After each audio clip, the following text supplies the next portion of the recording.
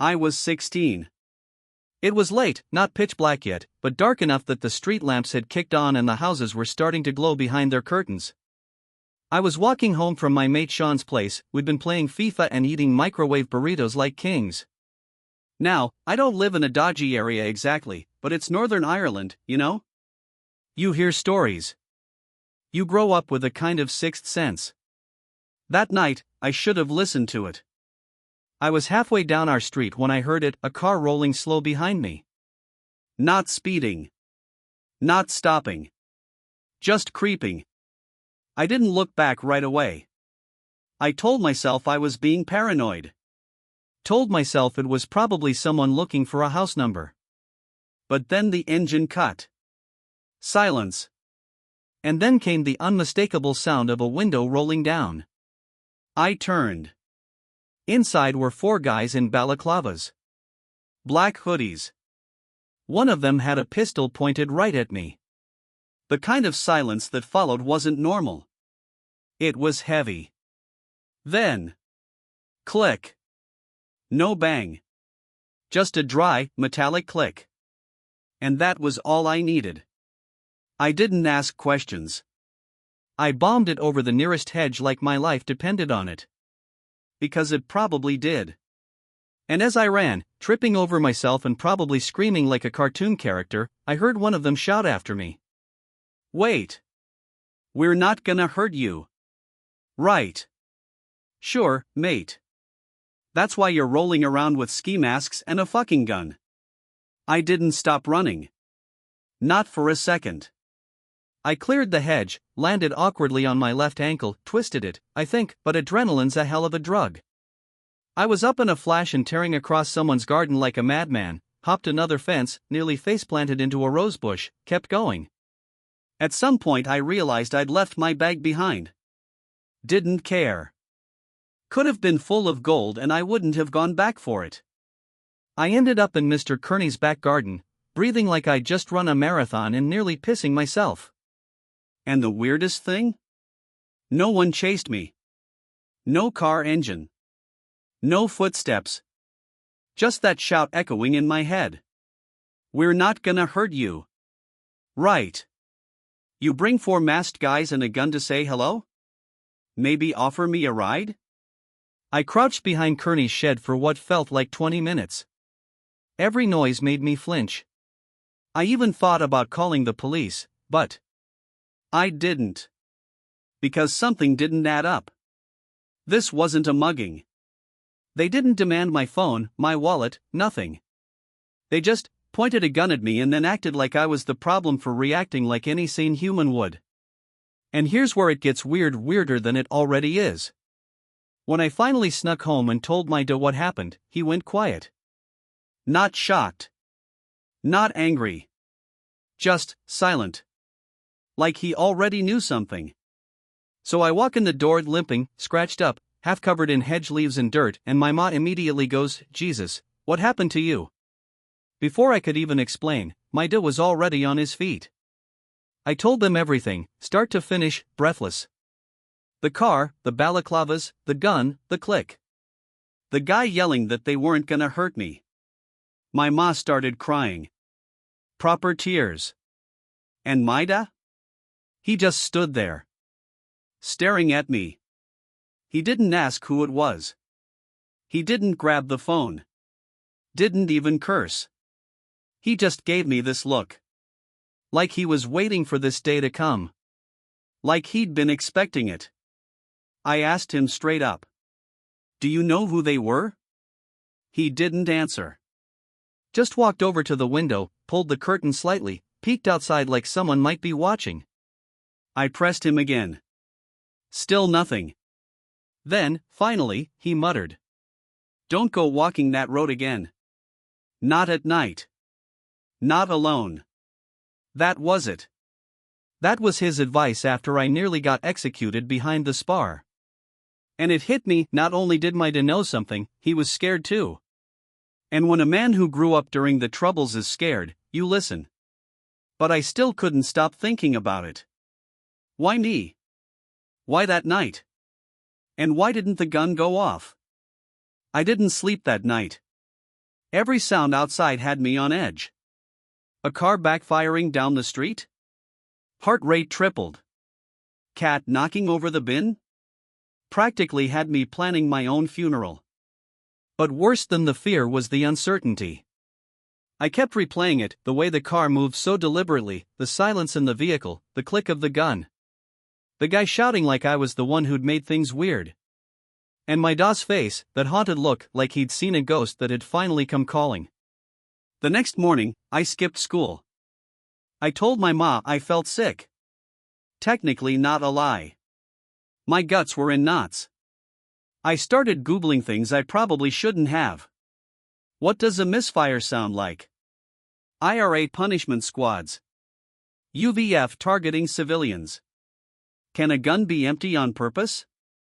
That last one messed with my head. Because what if they didn't want to shoot me? What if they just wanted to scare me? And if so, why?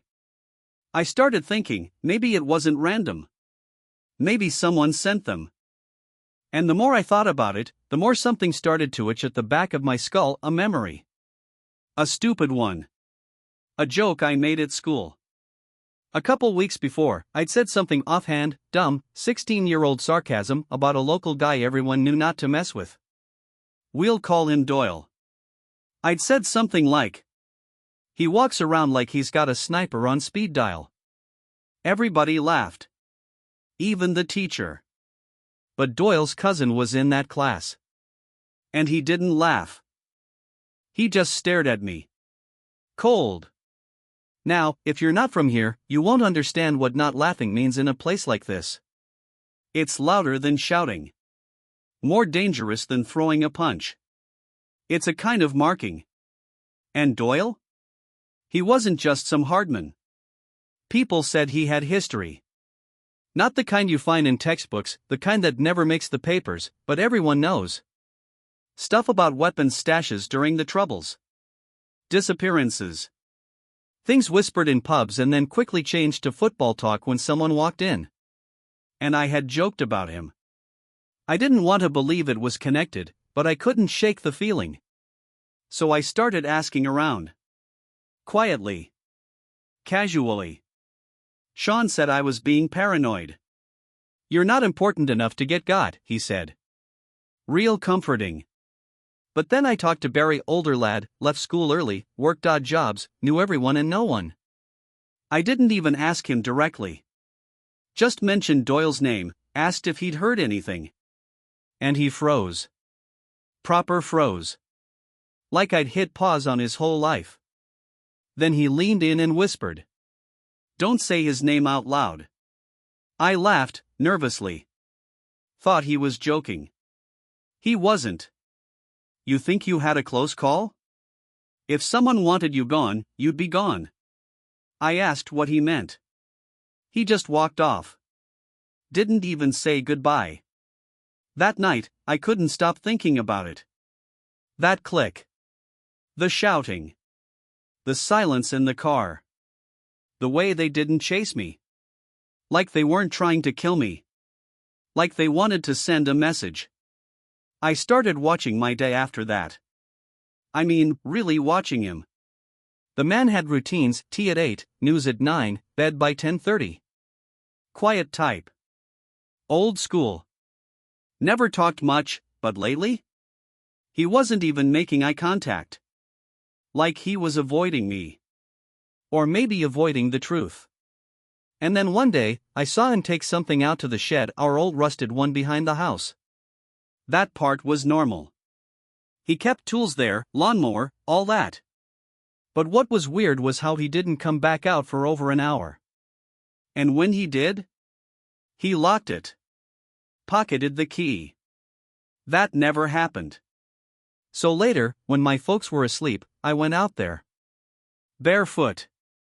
Cold grass under my feet. No flashlight, just my phone, dimmed down so I wouldn't be spotted. I'd expected a padlock. But nah. He just slid the bolt inside the door. Took me all of 10 seconds to jimmy it open with an old screwdriver. Inside looked normal at first, just clutter. Tools, garden junk, a dusty radio. But then I noticed the corner. Behind a stack of paint cans. A false wall. A panel. I pulled it loose. Behind it? A small, locked metal box. Heavy. Scratched up. Covered in dust. And taped to the side, no joke, was a photo. Faded, curled, almost shredded at the edges. It was a picture of me. Age 12, in my school uniform. Standing next to Maida. On the back, scribbled in red pen, was a single word. I just stood there, holding that photo. My hand was shaking. I stared at that word cleared like it would change if I looked long enough. I hadn't seen that picture in years. It was from some school fundraiser, I think. Maida had been forced to come by the principal, show his face in public for once. But why was it in a box, hidden behind a wall, in the shed? And cleared? Cleared of what? Or for what? I tried to open the metal box, but it had one of those old rotating combination locks. Nothing I could crack easily, not without time or noise. And I couldn't risk either. So I shoved everything back, closed the panel, relocked the shed like nothing happened. Back in bed, I just lay there, staring at the ceiling, heart pounding. The next morning, I confronted him. I couldn't help it. I wasn't slick, either, just blurted out. What does cleared mean? His teacup froze halfway to his mouth. Didn't blink. Didn't breathe. Then he said, "Where did you see that?" Didn't deny it. Didn't act confused. Just straight up caught. I told him I found the photo. The box. And he lost it. Not angry, scared. Proper panic. First time I'd ever seen the old man shake. He grabbed my shoulders and hissed, "You listen to me. You stay away from that box. You do not ask about it again. I've kept you safe this long, don't undo that now." Safe from what, though? And that's when he said something I'll never forget. "You were never supposed to be on that street that night." That line haunted me. You were never supposed to be on that street that night. He said it like I'd messed up a plan. Like my presence screwed up something already in motion. I kept trying to remember if anything had changed that day. Why was I walking home instead of getting a lift from Sean's mom like usual? And then it hit me. Sean had texted me earlier that afternoon. "Ma'am says she can't drive you, sorry bro, walk safe." At the time, it felt normal. Just one of those everyday things. But now? It felt like a setup. I texted Sean. Asked him about that night. Casual at first. He didn't reply right away. Then finally. "Weird you bring that up. My mom was actually home that night. I don't know. Felt like you should walk. Felt normal at the time." Felt normal? No one just forgets they lied. Especially not someone like Sean. He's sharp, detail-oriented, remembers birthdays, postcodes, entire FIFA stat sheets. So why that detail? Why that night? I asked him if anyone had talked to him before then, like Maida, maybe. He replied with a single sentence. "Your dad came to our house that morning." What? I called him. He didn't pick up. So I walked over. Sean's mom answered. I asked her straight up if Maida had been there the morning of that night. She paused, then nodded. Said he came by asking what time I'd be leaving. Said he wanted to make sure I didn't go near Mill Street. Which was exactly where the car pulled up. I didn't go home right away. I just wandered. Kicked stones. Sat on a wall for an hour trying to piece together a version of reality where this all made sense. Because if Maida warned Sean's family to keep me off Mill Street, then why was I the one who ended up there? Did someone change the plan? Or worse, was I meant to be there all along? By the time I got back to the house, it was dark. Maida was in the living room, half asleep, TV muttering to itself. I didn't waste time. I walked in and said, Why did you go to Sean's house? He didn't even pretend to misunderstand. He just sighed, reached for the remote, and muted the telly. And then he told me. Years ago, before I was born, he was involved. Not deeply, not leadership level, but enough to have dirt under his fingernails. Messages. Drop-offs. Intel. For the IRA, he said. He got out in the mid-90s, after the ceasefire. Or so he thought. But he still had connections. Favors owed. Names remembered. And sometimes, certain people would ask for help keeping things quiet. Helping steer someone away from the wrong corner, the wrong night, the wrong face. I was never supposed to be a part of that world. He made sure of it. Until someone he still doesn't know who found out he had a son. A son who joked too loud. Asked too many questions. Said the wrong name in the wrong class. They were sending a warning, he said. To me. I thought the worst part would be hearing my dad admit he was mixed up in all that old shit. But nah. The worst part was realizing he wasn't alone. Because as he kept talking, finally, like the dam broke, he let something slip. I thought she told you not to take that route anymore. She. My ma. I froze. What do you mean? She told me. He blinked. Realized his mistake. Turns out, my mom knew something too. Not all the details, maybe, but enough. Enough to try and gently steer me away from Mill Street. Enough to tell my day it was handled. But she never said a word to me. Never warned me. Never told me I was in danger. I walked into the kitchen and just stared at her. She was wiping down the counter like nothing was wrong. I said, "You knew." She didn't even try to deny it. Just looked tired. I didn't think they'd actually do anything, she said. It was just supposed to scare him. Scare him, not you. And that's when it hit me. This wasn't just about me stepping into the wrong street. This was about my parents getting a warning. About someone reminding them that their past doesn't just disappear. And I was the message. The click wasn't a failed shot. It was a choice. A performance. And they let me walk right into it. I spent the rest of the night in my room. My mind was racing faster than I could catch up. I thought I'd understood the world. Thought I knew where I fit in, what my family was about. But this? This was a different story. I felt betrayed. The kind of betrayal that makes you question your entire reality. How long had they been lying to me? How many things were left unsaid? I couldn't sit with it. I couldn't just pretend I hadn't heard what I'd heard. I went back to the shed that night. I had to. I had to know what was in that box. The one that had my picture on it. The one with that chilling cleared label. I didn't even think about my dad being around. Didn't care. I needed answers. Needed something that made sense of all this.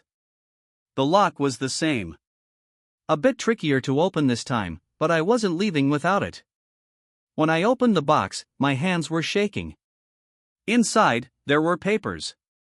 Old ones. Documents I couldn't even begin to read without feeling my stomach twist. But it wasn't the papers that made me freeze. It was the envelope on top of them. It had a name on it. Not my name. Not anyone in my immediate family's name. But a name I recognized. A name I shouldn't have recognized. Doyle. It was a contract. A series of meetings, a list of codes. I flipped through it, too fast, too eager, until I found a date. The day of my close call. The night the car pulled up behind me. And then I realized, my dad wasn't just trying to keep me safe from the past. He was trying to keep me out of the future. I could feel the walls closing in around me as I read through those papers. I wasn't supposed to be part of this, wasn't supposed to be anything but a kid, growing up in a quiet house, protected from the weight of what happened before I was born. But I was part of it. My name was on that list, and that wasn't an accident. I started piecing it together. The name Doyle was connected to the IRA. The contract mentioned the kid multiple times, alongside phrases like new blood and taking over. And then there was the kicker, a note about needing to clear the path for the future. I was the future. Me. The one who didn't know a damn thing about what was going on behind the scenes. I slammed the box shut, my heart pounding. My mind was spiraling. Was my dad trying to protect me? Or was he trying to keep me from something? I felt sick. Betrayed. I couldn't just sit there anymore. I couldn't keep pretending like I was safe. I stormed upstairs to confront my dad.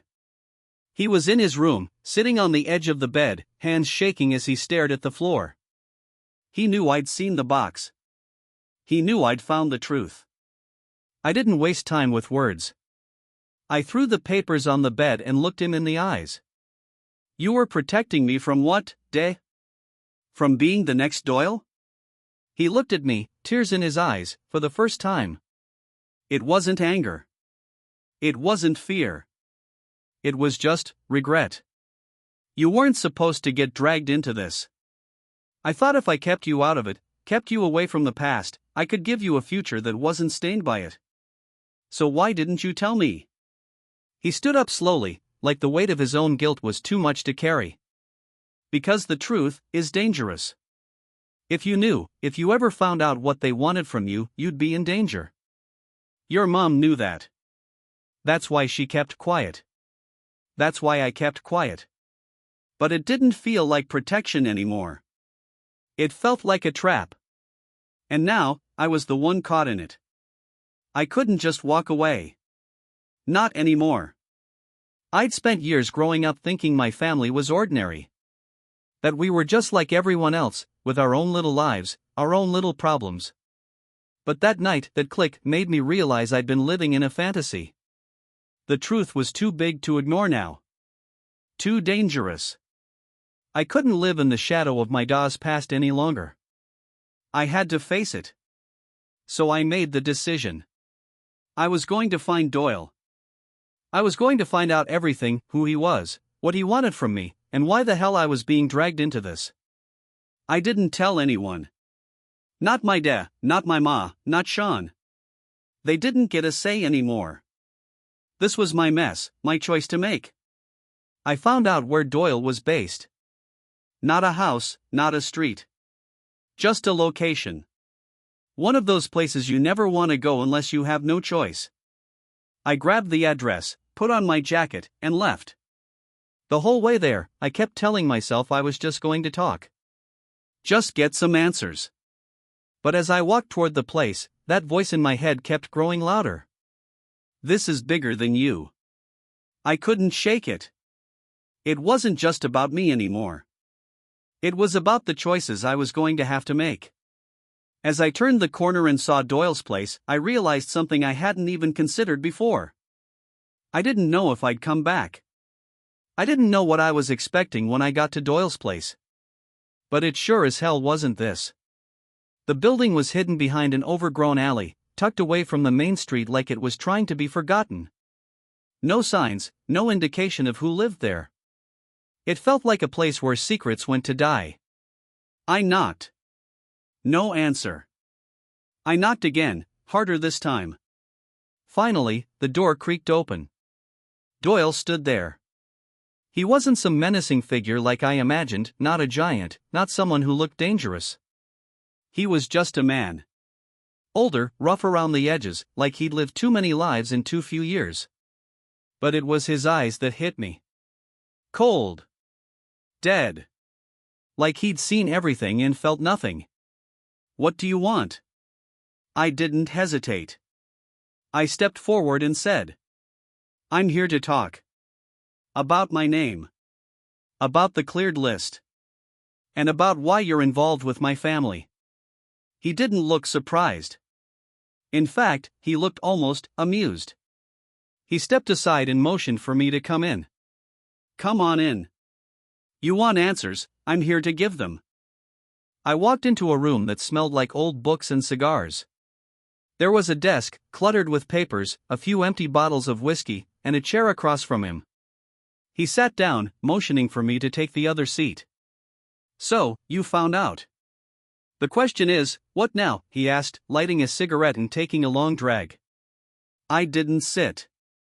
I stood there, trying to process it all. Trying to understand how deep this rabbit hole went. "What do you want with me?" Doyle leaned back in his chair and exhaled smoke slowly, the ember glowing red in the dim light. "I want nothing from you. Not directly, anyway. But your father, he's been protecting you from a lot of things you'll never understand." I felt my pulse quicken. "And what am I supposed to do now?" He smiled, a cold, knowing smile. "That's the thing. You don't have a choice. The future doesn't let you pick your path. You're already in it." I clenched my fists. I didn't ask for this. I didn't choose this life. Doyle stood up slowly, walked over to a cabinet, and pulled out a file. He opened it, revealing more names. More documents. And then, a picture. It was of me. Taken from the street, a few days ago. "You're already a part of this. Whether you like it or not. You don't get to walk away, not now." And that was it. The moment I realized it wasn't just about my family anymore. It was about me. My future. There was no escape. I stood there, frozen. The room felt smaller, tighter, as the reality of what I was hearing sank in. There was no getting out. Not now. Doyle's words echoed in my head. "You're already a part of this. Whether you like it or not. You don't get to walk away, not now." I wanted to scream, to throw something, to break something, anything to make this go away. But there was no way around it. I was part of something much bigger than I ever understood. I looked at the picture again. There I was, walking home. The same night the car pulled up behind me. The same night everything changed. I wasn't just a victim of a random encounter. I wasn't just some kid on the street. I was part of a plan. A future. A future I never asked for. But the worst part? I could feel it. The weight of it pressing down on me. My heart racing. My hands shaking. I was being suffocated by my own choices. By a past I never knew existed. Doyle was still standing there, watching me. Waiting. He knew I was thinking, processing, figuring out what to do. I could stay. I could accept the life they wanted for me. Become someone I wasn't, someone I didn't want to be. Or I could fight. I could walk away. Tell him to fuck off and never look back.